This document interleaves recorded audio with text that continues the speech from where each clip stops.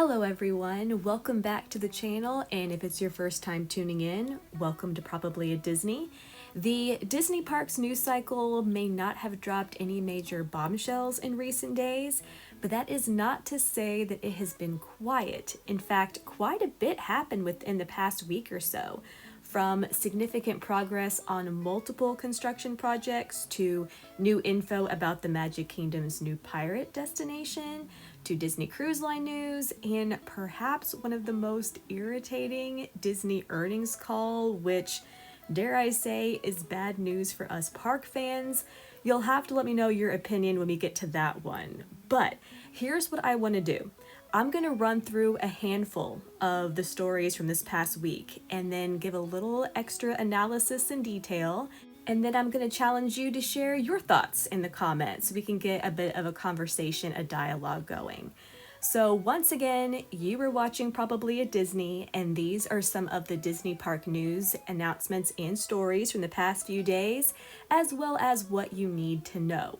And I'm going to start on the West Coast because the Avengers campus expansion over at Disney California Adventure has officially gone vertical, meaning Avengers Infinity Defense and Stark Flight Lab are well on their way, and I am super excited about this.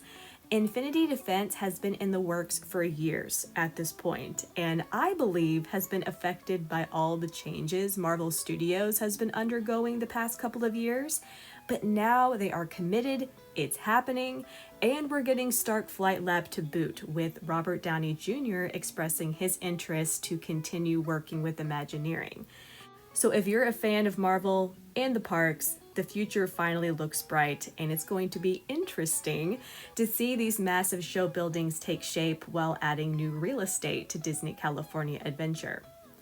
Keeping things at Disneyland for a sec, you may have seen online photos of Jon Favreau and actress Kathryn Hahn shooting in Disneyland for an Oswald the Lucky Rabbit series. For reference, Jon Favreau directed Iron Man, Elf, he plays Happy Hogan in the MCU, and he co-created and directed The Mandalorian.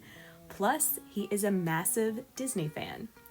And what's amazing is Favreau and Kathryn Hahn are shooting this Oswald show like amongst guests and in actual locations throughout the park, including the Tiki Room. And while we don't know a lot about this series yet, from where they're filming, I'm thinking we're gonna get a lot of Disneyland in the show. Like, Disneyland could be the setting of the series. I'm hoping we get more information at D23, but I'm thinking this is something to watch and could be really something special for Disney fans. Next on the agenda is another new Disney Cruise Line ship. The Disney Destiny, which is the third ship within the Wish class and features a Black Panther atrium, Spider-Man on the stern of the ship, and a Heroes and Villains theme, had its official float out this week and will now be doing sea trials while completing the interior before heading to Florida. But now this means Disney Cruise Line is starting on its fourth ship within the Wish class at the shipyard in Germany. And I'm thinking this means we'll be getting that ship's name and its theme at D23 later this month. I also heard a rumor from Jim Hill this week that Disney is looking to bring the Fantastic Four on its ships, specifically Herbie and the Thing. So Disney's roster of characters for Marvel Day at Sea may possibly be expanding in 2026. Okay.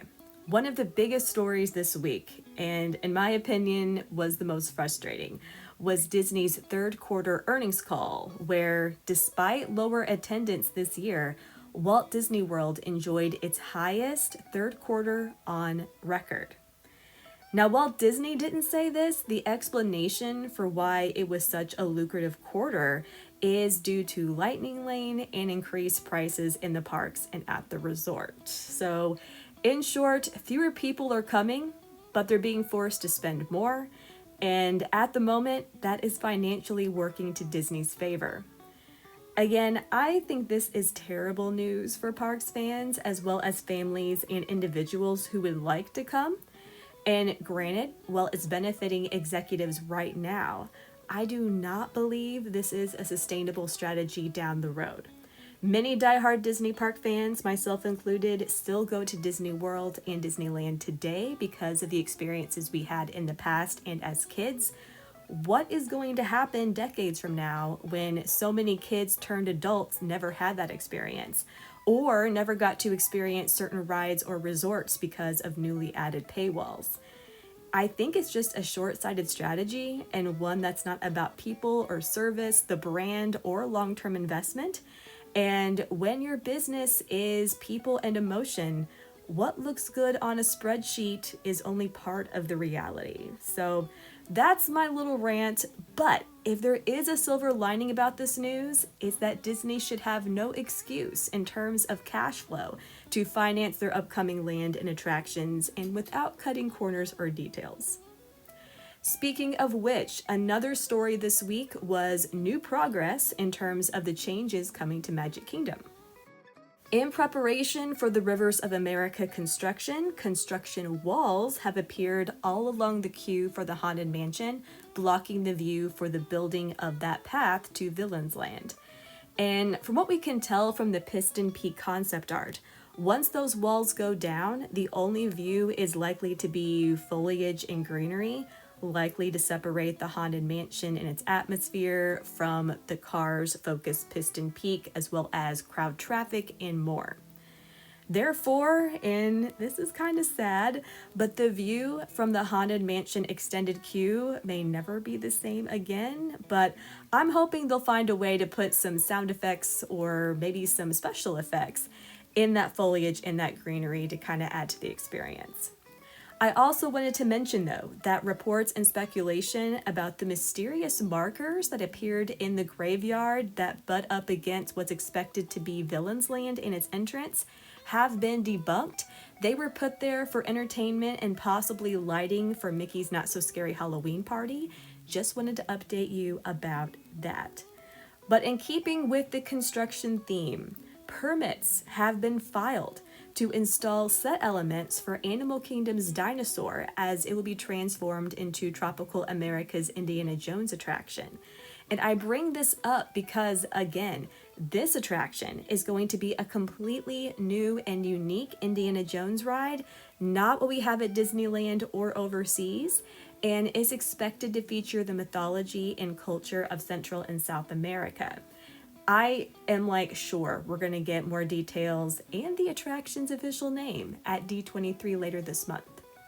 Furthermore, another permit was filed this week for a massive crane coming to Hollywood Studios and specifically Animation Courtyard as Disney begins to transform it into Walt Disney Studios and the magic of Disney animation. It's expected to be needed to remove the archway leading to this corner of the park, and that will be interesting to see in more ways than one. Also, no word yet on why those mysterious walls have appeared at Star Wars Galaxy's Edge. I'd love to know if they're doing something new for this land, but it's very possible this is just something small and maintenance related. Still, it's another thing worth keeping an eye on, and you know I will. Lastly, earlier this week, Disney dropped the opening date and menu for Magic Kingdom's long-awaited Pirates of the Caribbean Lounge, the Beak and Barrel. Still don't love the name, and I'm a teetotaler, not a drinker, but I have to admit, this place is looking and sounding really great. I'm thinking we should expect a blend between Skipper Canteen, Jock Lindsay's Hangar Bar, and Trader Sam's, but all with a pirate twist, and one that's open to families. So what Disney revealed is that it will open Friday, August 29th, which also happens to be the first day of D23, and reservations will become available Thursday, August 14th. And as you know, Disney always chooses their words very carefully and for a reason. So here is a few lines from the announcement and what the My Disney Experience app description had to say that are worth paying attention to. For instance, the Beak and Barrel will include nods to both the classic Pirates of the Caribbean attraction and beloved films, so expect plenty of Captain Jack Sparrow references. Guests will also enjoy, and I quote, sing-alongs, storytelling, and enchanting surprises. So expect a lively atmosphere. This may not be the place to go to decompress or escape. Just a warning. Also, the menu's international influences are described as being inspired by pirate tales and adventures from sailing the seven seas. And even though this lounge will be open to all ages, it's worth noting that there are only 2 specialty non-alcoholic beverages and 4 small plate items, the latter of which may be for more adventurous palates, something to keep in mind. Disney is also putting a 45-minute time limit on each party, and the lounge will be open during Mickey's Not So Scary Halloween Party and Mickey's Very Merry Christmas Party. Finally, there is going to be merchandise. In addition to the souvenir cup, Disney says there will be a Beak and Barrel t-shirt and a parrot plush. I expect in the coming days, if it hasn't happened already by the time you're watching, that we'll be getting a little preview of the lounge's special effects and its entertainment ahead of its opening. Do let me know your thoughts on what we know about Beak and Barrel and if this is on your must-do list during your next visit. So that is my news roundup for this week. Again, I'd love to know your thoughts not only on Beak and Barrel, but also Disney Cruise Line, Disney's third quarter earnings call, if you're looking forward to Avengers Infinity Defense at DCA, and more. Also, I would appreciate if you would hit that like button and subscribe to the channel, and also share the channel. We are looking to grow, especially ahead of D23. And by the way, if you're going to be at D23, please let me know in the comments. But regardless, I appreciate you taking the time to watch, and I hope you have a magical day.